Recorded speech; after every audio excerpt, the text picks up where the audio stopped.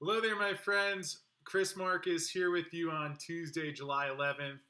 Today, part two of some thoughts about the recent Andrew Maguire interview, which I would say, in one sense, if you're following the silver market, certainly a lot of really interesting information in there. Although, to the degree that I continue to believe what's happening in silver is going to be a central theme of what will dominate the financial markets for years or maybe even decades to come, is the kind of thing that just in the way we're seeing slowly the currency system shift. People are adopting cryptocurrencies and just different ways of doing life outside of this paper money regime, which often makes things a little bit confusing. So, been listening to Andrew's interview a couple times over and over the past couple days. And one of the things that stands out that I found interesting about what he said was mentioning how, there's what we see in the price that dwaddles along in the $16 range or so. And then what's really happening with the physical market, which is not as easy to see, which again is why what Andrew says is so interesting, because I believe he has access to some of the information about what orders are going on and what's actually happening, and how close we are to reaching that point where someone shows up and the metal isn't there and you finally see the upward movement in price.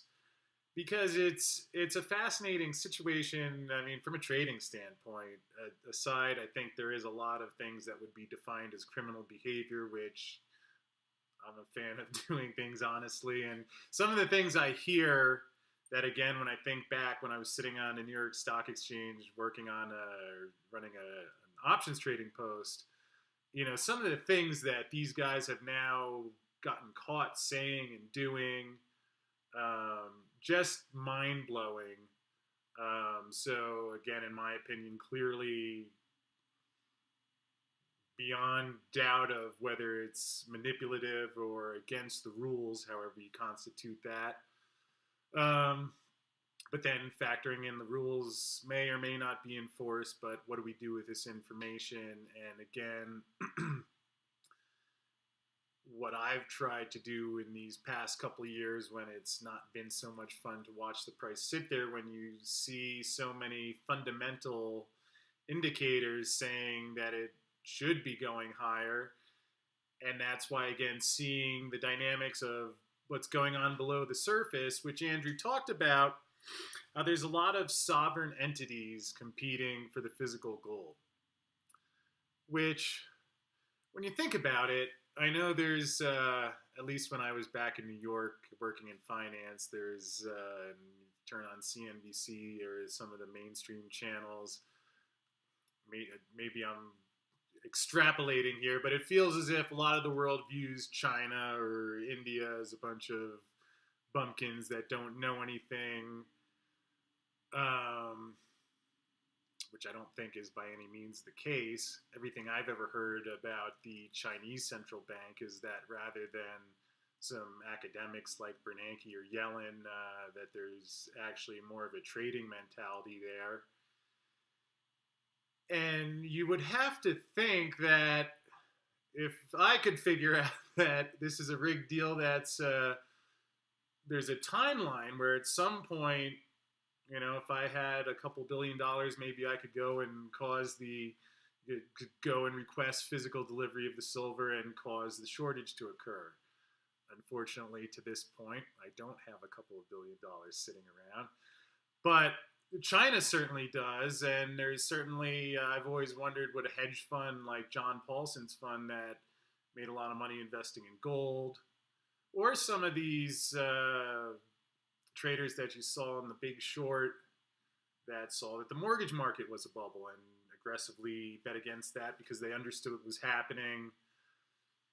So it's interesting because especially in silver, there's not actually a lot of silver out there, and it doesn't take.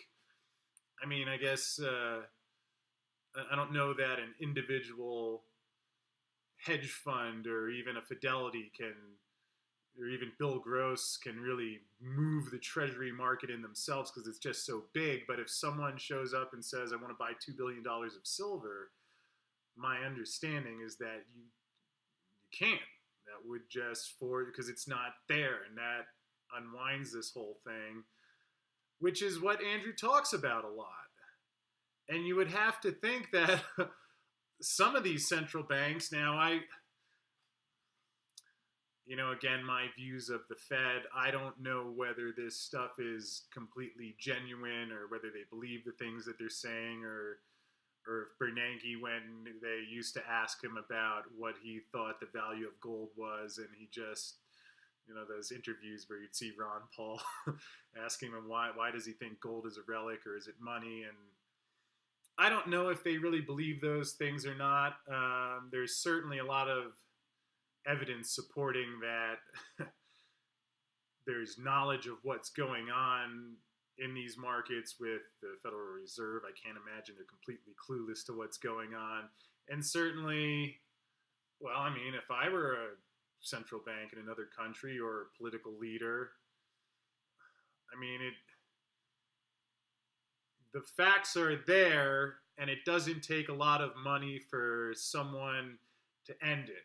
Now, perhaps my personal best guess at this point in time is that if I were China and you can keep buying physical gold and silver at prices as low as you can, well, why not continue to load up? And then, in fact, the longer this goes on and the more gold and metal that actually flows to the east, the better it is for you, which is why, again, when people ask me what can we actually do with this, that idea of just saving and, consistently, if you have extra savings at the end of your paycheck each month and you buy gold and silver that you can let sit there for a while and have the benefit of time, then you can essentially piggyback on that strategy.